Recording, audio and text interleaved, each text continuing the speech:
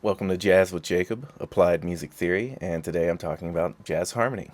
What I really want to do is take you inside my head so I can share my approach to adding interesting harmony in guitar arrangements that I do. And so I thought I'd show you an interesting chord, explain how it works, and then show you how I found it in a recent arrangement. So today's chord is F sharp 7 flat 9, and this is how I like to play it. It's really tense, kind of a strange chord. It's not really clear where it wants to resolve to. How we sort of build this, let's start with the F sharp 7 bar form from here. And then we're basically just adding on the flat 9, which is really just one semitone away from the root note there.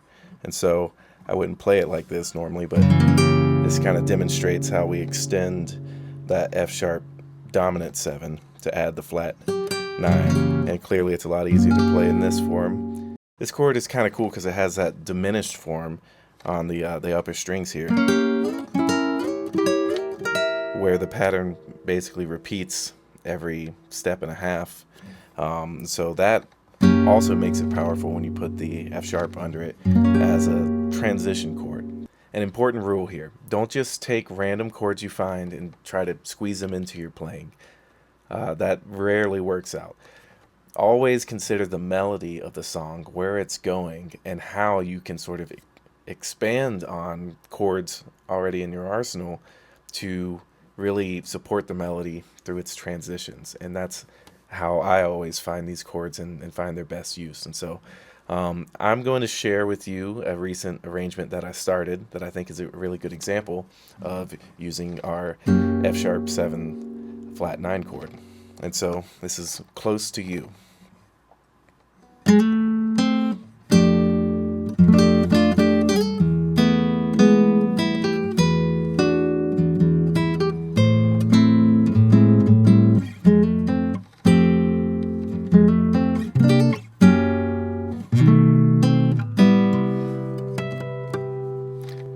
So that's kind of the main thing here. And the second half of it, this whole, that's where I'm using it. F sharp 7 flat 9. But how did I, find that? How did I arrive at that? Well, I already knew the melody was this. Think about the melody first.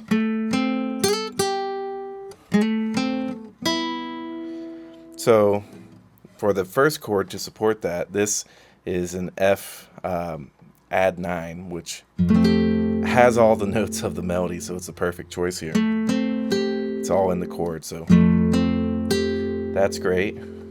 But whenever I do that, I didn't really want to go back to the F. You could go, but that feels boring and like there's no movement when there should be. And so I started thinking, well, how else could I expand on that interestingly? So, well, I know that I have this F add 9 here, and then I want to end at a C major 7. So it's important to know kind of where you're coming from, where you're going, and you can use some tricks to kind of fill the in-betweens here. So if I do, I knew that the hammer-on would be cool for this, and it's even cooler when you kind of do these chord arpeggios and things to kind of flutter it. So I found that, which is really cool, but I need that to also, resolve somewhere. So it's not, the melody is actually, so I got to go down. But what do I do from here? I don't want to go to the F, so I have to consider a couple of things. So I could go up an octave, do some chromatic movements, circle of fourths or fifths, secondary dominants, tritone substitutions. Those are all great tricks, but let's just start with taking the up to octave here. So I'm on F, and so I would end up with this kind of, which sounds cool, but it's still not enough movement for me. But I do know that I like this kind of harmony here. So let's try the chromatic movement underneath this. And so from F, we're going to C, so let's just go up a semitone here to F sharp. And so that would sound something like... Now that's actually pretty good, but something about the tone doesn't feel right, and I feel like there could be more movement, because this chord and this chord have like too many notes in common. You want them to kind of, you know, dance around each other so there's movement.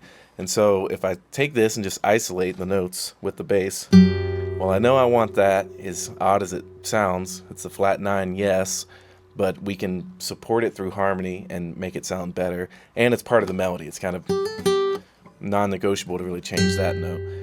This sounds really good. This is a B flat, it's the 3rd, and I like those together. It's this note, this D here, and that's okay. I mean, it definitely is tense, but like I said, not enough movement. So what if I just chromatic movement, you know, I apply chromatic movement on that and go down, and then we end up with the F sharp dominant 7 flat 9. So I mentioned earlier, I really like this because the kind of diminished aspects to it. It helps flow. And then I'm not done yet, because I still need to find a way to get the C major 7. So I've got...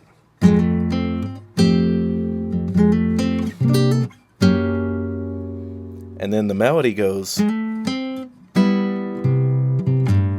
So really it's just those 2 notes. I got to figure out how to put something underneath that, because I want to end here. Well, I could just play it by itself, and that's kind of cool, but we're talking about harmony here. So, well, let's revisit where we last were. We're at this F sharp 7 flat 9, and we want to get here. So one thing that I mentioned before, you can move in 4ths and 5ths. A 4th away from here is this B, and when you're kind of experimenting like this, use a dominant 7s. So I want to hear what a B7 sounds like here, which is kind of nice. Let's try it in context.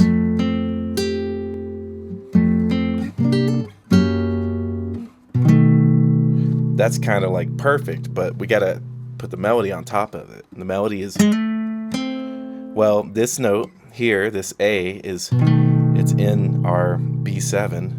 But here, we're hitting a C. A C is not in B7. So if we add it, that's what we get. And guess what that is? That is a B dominant 7 flat 9 again. We're adding the flat 9. We went from one flat 9 chord to another, and then into our C major 7. But isn't that really just beautiful how it plays out? I'll play it together.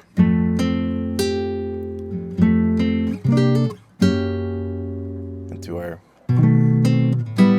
B7 flat 9. And so that's how I found those chords, and it's not just kind of forcing them in because they're awkward chords. They're really tense, and that can be really powerful if you use it the right way. You have to be kind of intentional in how you do this and not just throw in the chord.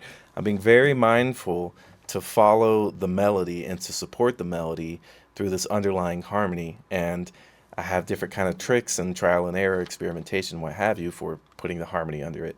But that's how I ended up with that. And I also want to stress you have options. I ended up at the dominant 7 flat 9 here, but if I go back to kind of where I was around here, if I hear that, I also kind of hear the B flat under it, like this. So we could try that.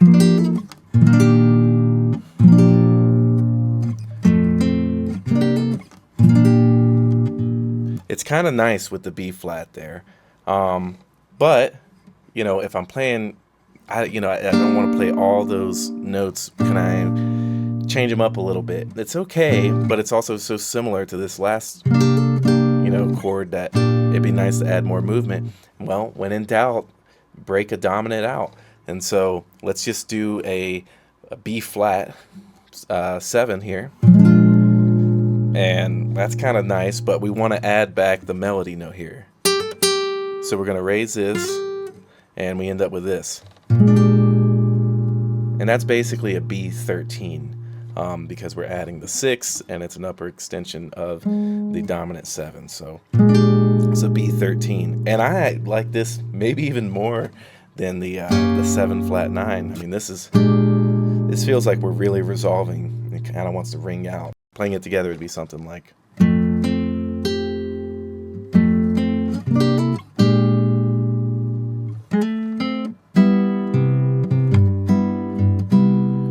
Now, we're in a dilemma. We've got multiple different things that we kind of like that work for that part of the song. What do we do? I think options are always great. Do both. The first time around, maybe I'll do the 7 flat 9. And then the second time, maybe I'll hit that B13. Because it really feels like, it wants to kind of ring out. Maybe it'd be good towards the end of the song. And now I just have more, tricks in my arsenal for how I can really spice this arrangement up and add some interesting jazz harmony. So let me know what you think about this. And yeah, if there's interest, maybe I'll keep doing these. Thanks.